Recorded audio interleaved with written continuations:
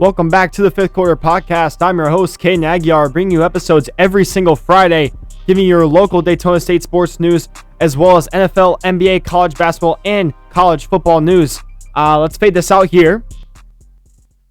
So let's get into it. Brian Daboll is out as the Giants head coach. Lots of controversy surrounding this news because, let's recall Jackson Dart was a Brian Daboll selection and not a Giants management selection. Daboll wanted Jackson Dart.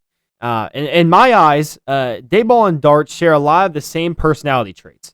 A lot of grit, and both Daboll and Dart, it's no question that Daboll picked Dart. Now, now that Daboll is out as the head coach of the Giants, it's now the Giants' turn to really select a coach that will match Jackson Dart's energy and really go out and say, hey man, be you. I'm not saying that I don't like the Daboll firing, but this can really make Dart's development go off the rails really fast and really quick. The Giants must be smart with who they're going to put at the helm at head coach next year. And staying on the topic of the Giants, Jackson Dart is out with a concussion for next week, and Jameis Winston will make the start for the Giants this Sunday. Jackson Dart has been in the blue tent so much, and he needs to not be afraid to slide. He needs to say to himself, you know what, man, I don't really have to make the best play all the time.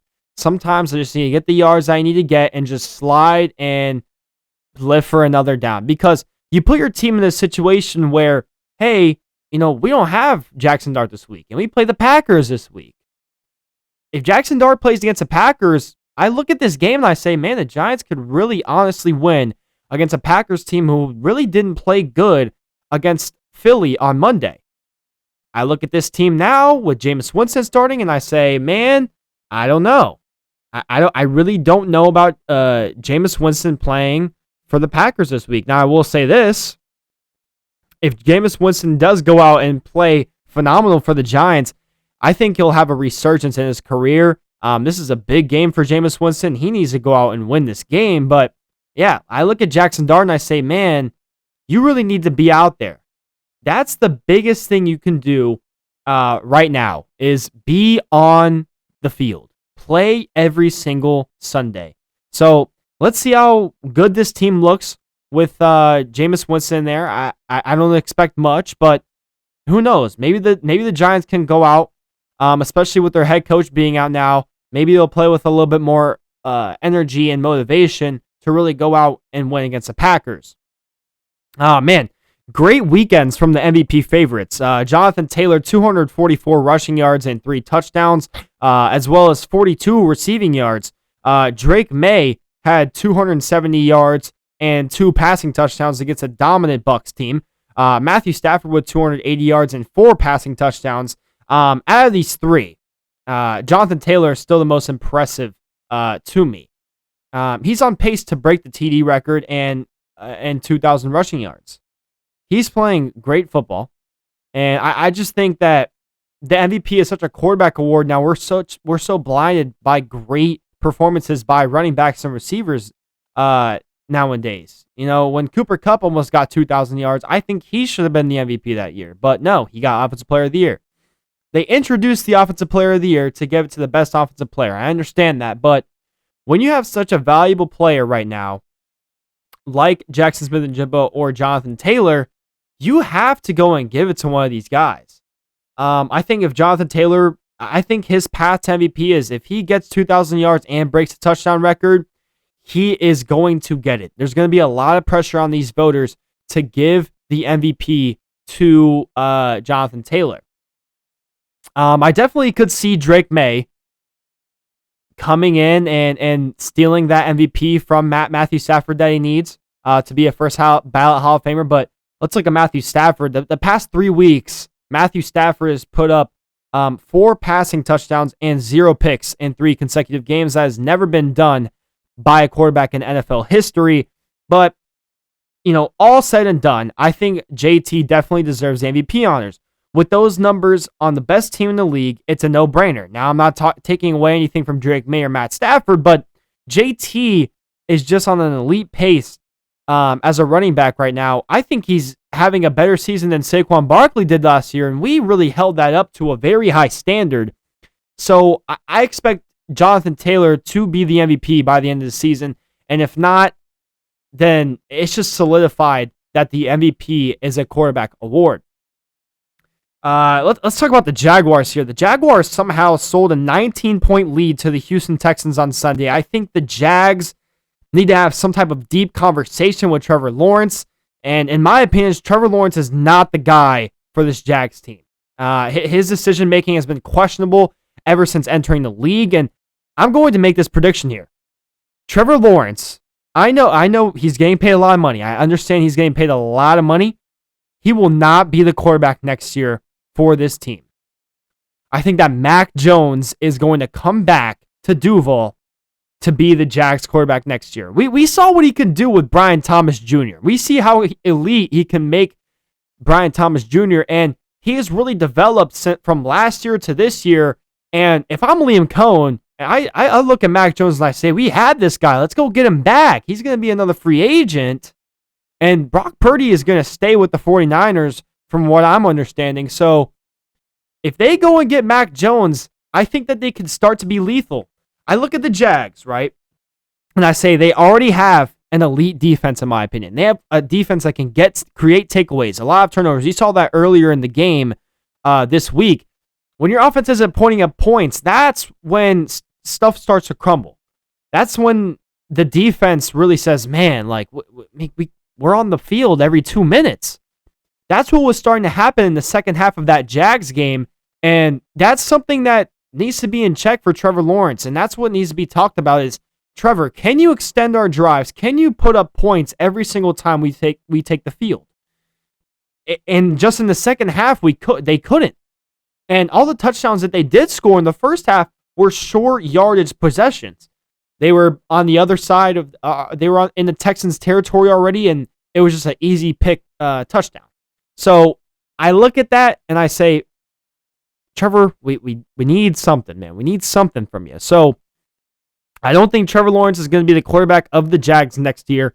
And, like I said, Mac Jones is familiar with the Jags from last year, really developing as a QB. And that's my prediction. I think Mac Jones can really come in and solidify a Liam Cohen offensive-minded. He's an offensive-minded head coach. Liam Cohen is. And I think Mac Jones can really go in there and solidify that for Liam Cohen. Can Jameis Winston, can he have a Mac Jones-esque performance next week against the Packers? If and only Jameis Winston goes into this game against the Packers and leads them to victory, we could see Jameis Winston resurgence taking place. Let's see if he can reduce the turnovers and really make good decisions. If he can lead this Giants squad to victory with all this controversy, we can possibly see a team give him another shot next season. There's some teams right now that have some quarterback issues. There are some teams that have a hot seat at quarterback. I'm looking at the Miami Dolphins. The quarterbacks coming out of this draft aren't the hottest. Unless you're getting Ty Simpson, maybe Fernando Mendoza, you're probably not going to get a lot out of QB this year. So if the Dolphins are looking for a QB next year, maybe Jameis Winston, if he plays good in this game, they could possibly look at a Mac Jones or a Jameis Winston come next season. On the topic of the Dolphins here, they take it to the Bills this week. And look, we see this every season from the Giants. They go in and they demolish a team that they shouldn't. I remember when Tom Brady was playing for the Patriots. When he played for the Patriots, he would go into Hard Rock Stadium and he would say, he would get crushed by them. Every one time, 1 week out of the football season, the Miami Dolphins were going to do something to a really good team, and that's what they did right here. I think the Dolphins' next few games are very winnable and can help them trend in the right direction. Commanders, Saints, Jets, Steelers, and Bengals. This Dolphins team is sitting at 3-7 right now. And with these next 5 games, if they can win 4 of them, they are right there sitting at 7-8 or 7-8 or 8-7. If they can win all 5, And, they're right back in the playoff race. Now, now is a time to get hot if you're a 4 or 5 win team. Now is a time where you say, hey, let's get on the little win streak here. We've kind of been streaky. We have 1-1, lost 1, 1-1, lost 1. Let's get on a win streak here and really make us in the hunt for a playoff spot here. So I think the Dolphins are in that situation right now, especially in an AFC conference that is wide open. So the Dolphins could very well be a wild card in a lopsided AFC conference this year. What a game by the Patriots and Drake May. TreVeyon Henderson looked very good in this game. Seeing the TreVeyon Henderson break-off run where he asked the coaches, should I score, should I not? That was very smart by him, but it's just he's so talented, and it's about time that the Patriots go ahead and give him carries. Good things happen when the ball is in his hands. He is super talented. This win for the Patriots really puts them in the conversation of, are they the best team in the AFC? Yes, their strength of schedule, it hasn't been good this year, but with a big win earlier in the season against the Bills and now with the Bucs, the Patriots are on everyone's radar. If I want to take a look here, we're going to look at the power rankings for Week 11 of the NFL, and we're going to have the Seattle Seahawks at number 1. I agree with this fully. The Seattle Seahawks have been dominant these past couple weeks, and Sam Darnold's really cooking. That defense is starting to put it together. Jackson Smith-Njigba is, as dominant as ever. No DB can stop him. So, yeah, honestly, if you said that the Seattle Seahawks are the best team in the league right now, I wouldn't be opposed to it. But I do think the number 2 team in the power rankings right now is better than them, and that's going to be a Los Angeles Rams here. Matthew Stafford, he's building a case for an MVP right now. The Rams are firing on all cylinders, and with Matthew Stafford, it's like, hey, if Puka Nacua is not open, I know Devontae Adams is open. So I look at the Rams squad and I say, man, like this team, they're in my Super Bowl prediction. It's them and the Bills. That's who I got in the Super Bowl. And it was just very expected of this Rams squad to be very good, in my opinion. This defense is just insane too. They have Jared Verse playing for them. So yeah, the Rams at 2. I'm not opposed to it. They're a really good squad. And number 3, we have the Indianapolis Colts. Another big test for the Colts going into this week. They played the Falcons, got them into overtime, but Jonathan Taylor is really putting them in a spot where they could be the best team in the league as well. That's why they're here at number 3. I do not oppose of this 8-2 record. They just traded for Sauce Gardner. Yeah, man. This team is all pedal to the metal here. So yeah, I agree with it fully. Philadelphia Eagles at 4. The Eagles win another gritty, ugly game against the Packers, and just something, the Eagles, they're a team, they win no matter what right now. And when I look at the Eagles, I say, these are ugly wins, yes, but they're still 7-2. They still deserve to be here, and I don't know if I agree with them being ranked at number 4 because, I look at some of these teams down here and I say, I think these teams are objectively better than the Philadelphia Eagles. But I look at this squad and I say they're going to win no matter what. So having them at 4, you can't really disagree with that. Number 5 is going to be the Detroit Lions, and they lost to the Vikings just 2 weeks ago, and they're still number 5 in the power rankings. The Lions, they look good. They look solid. There's nothing about them that I don't like. Them at number 5 is a little too high for me right now. I'm looking at this number 6 team right here, and I'm saying, why is it this team at number 5 or even 4 ahead of the Philadelphia Eagles? But I look at this Lions squad and I say, man, they're another team. They can make the NFC Championship. They can make the championship game. So I think they're better than the Eagles too. So yeah, I mean, I look at this Lions squad and I say, yeah, man, why not number 5? But number 6 is going to be New England Patriots, and they really climbed into the top 10 since last week because they beat the Bucks, and their strength of schedule has not been great. I understand, but I mean, they're still an NFL team. They're still playing NFL teams every single week, and I think the Patriots deserve to be top 4, top 5 right now in my eyes. And yeah, I think that Drake May he's also making a case for MVP.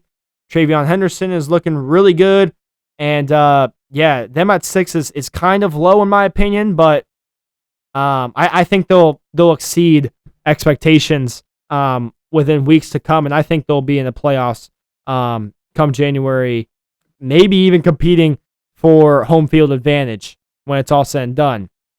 The Kansas City Chiefs at 7. So here's my problem with this. The NFL put the Kansas City Chiefs at 7, but we didn't even mention the Bills yet. Where, like, I'm not understanding this logic. The Bills should be ahead of the Chiefs. 2 weeks ago, they played the Bills, and the Bills won that game, but Kansas City Chiefs is still up there, and they had a bye week? I don't know. I don't like it. They're a 5-4 team. Why are they ranked in the top 10? Let alone even maybe even top 15. If you're going to put the Chiefs here, you're going to have to put the Panthers here. That's my take. The Chiefs should not be this high. I understand that, they're starting to put some things together, and a few weeks ago I said they're the best team in the league, and they go and play the Buffalo Bills, and they don't look as good. They don't look good at all. So I look at them and I say, they're not a top 10 team. They're not even a top 15 team right now. So I don't know why KC is in here. I think that's just bias. So yeah, Kansas City Chiefs at 7, I don't agree with. Denver Broncos at number 8. They should not be ranked below the Chiefs. Let alone that. They shouldn't be ranked lower than the Eagles either. They should probably be a top 5 team too.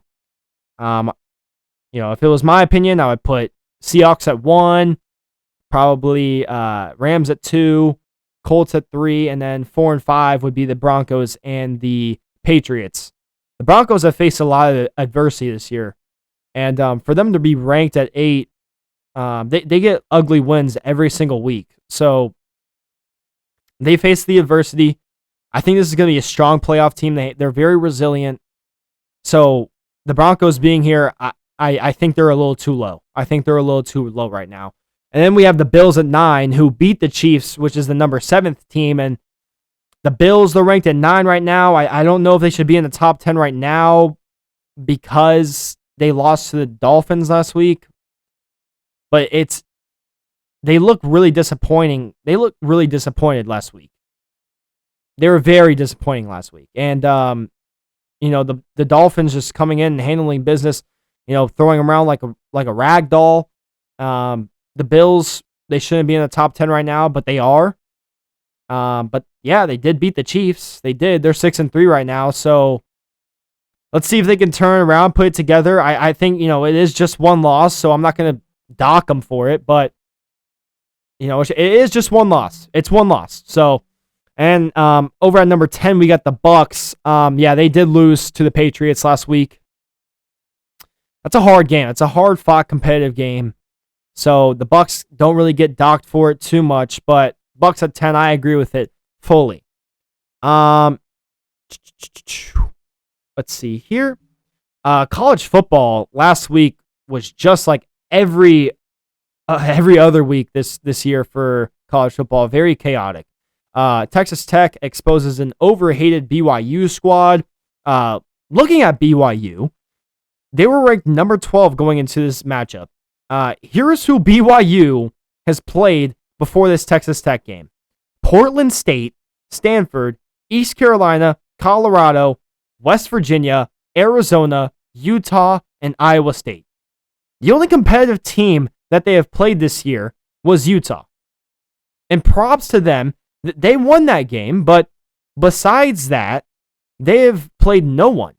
And they went to OT with a terrible Colorado team. Indiana with a crazy game and a close win against Penn State. Fernando Mendoza with a Heisman moment late in the game to win that game. That was an insane catch that was taking place there. Fernando Mendoza, yeah, he'll win Heisman. I don't know how it's going to translate to the NFL, but he is the Heisman winner right now, in my opinion. Oregon holds on in a defensive game against Iowa 18-16. Texas A&M takes care of business against Missouri. Vanderbilt wins in overtime against Auburn. Wake Forest upsets number 19 Virginia, and Cal upsets number 20 Louisville. And lastly, Alabama wins against number 9 LSU. Here are the 2025 Heisman odds as of right now. We have Fernando Mendoza at plus 130. That's a no-brainer.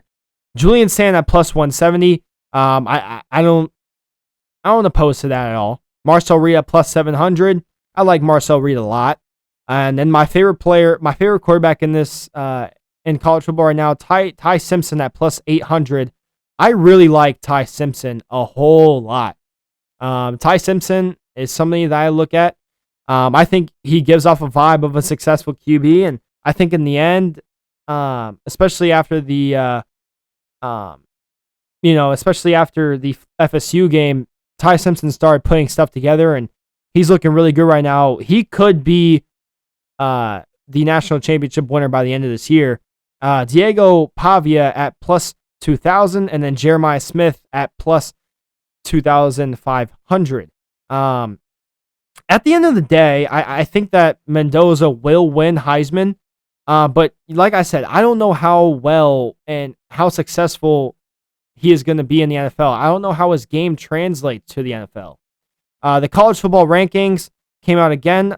Ohio State at number 1, Indiana at number 2, Texas A&M at number 3, Alabama at number 4, Georgia at number 5, Texas Tech at number 6, Ole Miss at 7, Oregon at 8, Notre Dame at 9, and Texas at 10. It's crazy how bad the committee wants Texas in the college football playoff. You know, the reality is for Texas, right?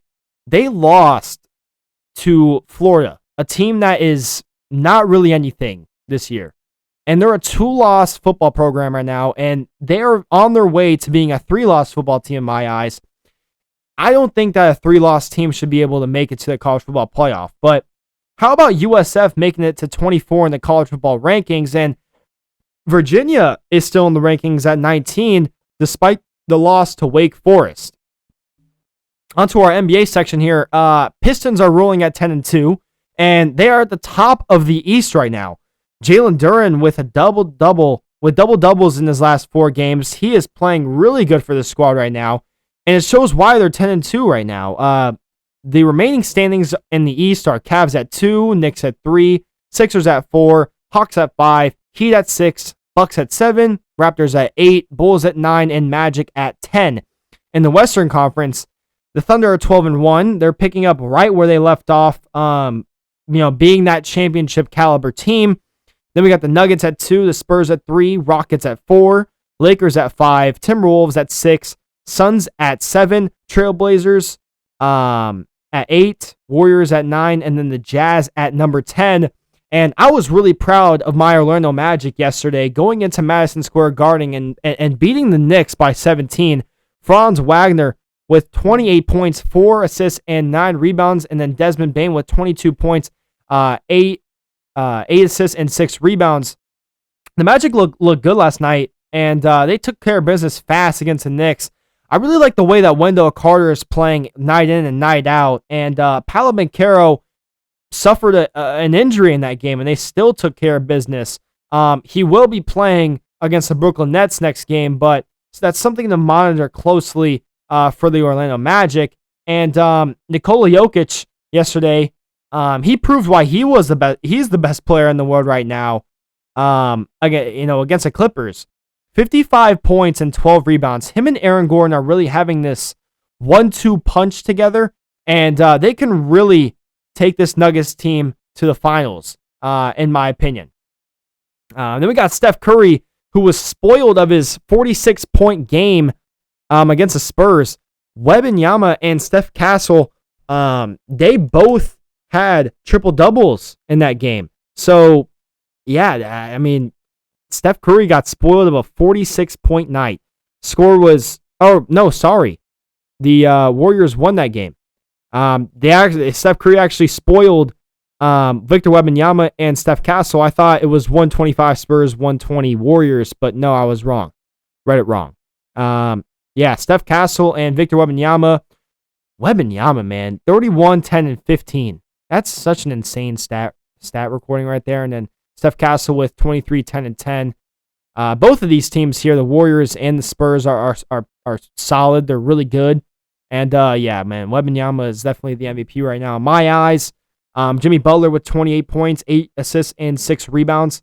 But yeah, man, Steph Curry, 46, 5, and 5. He's really proven everybody wrong. He needs to be in the MVP conversation as well. But so much stuff going on in the NBA as far as standings go, and it's glad to have the NBA back in full effect, man.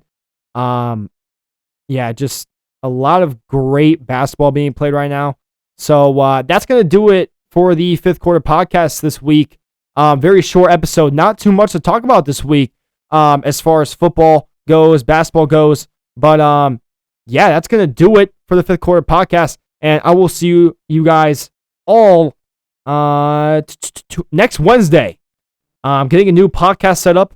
That should be insane. There will be episodes just about every single day. 30 minutes each, probably. Yeah, we're getting into a new era of fifth quarter. So stay tuned for that. I understand it was a short episode this week, but big things coming for fifth quarter. So that'll be all. And again, I'm your host, Caden Aguiar. And that's it. See you guys next Thursday.